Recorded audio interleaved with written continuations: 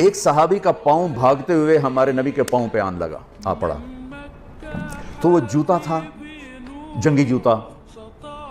Hard قسم کا، تو آپ کو تکلیف ہوئی، تو آپ کے ہاتھ میں ایک چھڑی تھی، آپ نے اس کو بھاگتے کو یوں ماری، کہا اوجعتنی، سوٹا نہیں تھا، چھڑی تھی، اب یوں مارا، اوجعتنی، ارے تو نے دیکھ کے تو بھاگنا تھا، تو نے میرا پاؤں کچل دیا، مجھے تکلیف پہنچائی تو نے۔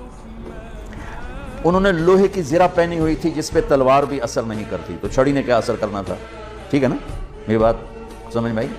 کہ انہوں نے لوہے کا لباس پہنا ہوا تھا تو اس پر تو تلوار اثر نہیں کرتی، چھڑی نے کیا اثر کرنا تھا؟ وہ کہتے ہیں جب میرے کان میں آواز پڑی اوجعتنی، مجھے تم نے دکھ دیا، تو کہا مجھے یقین ہو گیا کہ اب میری خیر نہیں، اب اللہ تعالیٰ کی طرف سے کوئی وحی آئے گی، میری تباہی بربادی کا فیصلہ سنائے گی۔ کل رات میں سو نہیں سکا، ساری رات جاگتا رہا، فجر کی نماز پڑھی تو اعلان، اپنے خیمے میں پہنچا تو اعلان ہوا کہ جس شخص کا پاؤں اللہ کے نبی کے پاؤں پہ آیا تھا وہ حاضر ہو جائے،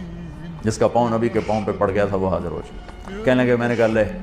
ہو گئی نا گل پوری، اب پتہ نہیں تیرے لیے کیا سزا آ رہی ہے۔ کہ میں ڈرتے ڈرتے پہنچا، آپ تشریف فرما تھے، آپ نے مجھے دیکھ کے تبسم فرمایا اور فرمایا کہ میرے بھائی کل میں نے آپ کو چھڑی ماری تھی، وہ پاؤں والی بات ہی چھوڑ دی، کل میں نے آپ کو چھڑی ماری تھی تو میں اس پہ معافی مانگنے کے لیے آپ کو بلایا ہے۔ میں آپ کو پہلے کیا بتا چکا ہوں کہ لوہے کے لباس پر تو تلوار اثر نہیں کرتی،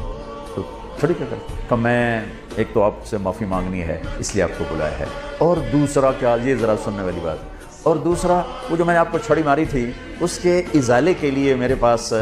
ایک ہی تجویز آئی ہے ذہن میں، اللہ نے ڈالی ہے، یہ میرے پاس 60 اونٹنیاں ہیں، میں آپ کو گفٹ کرتا ہوں، لے جائیں۔ 60 اونٹنیاں،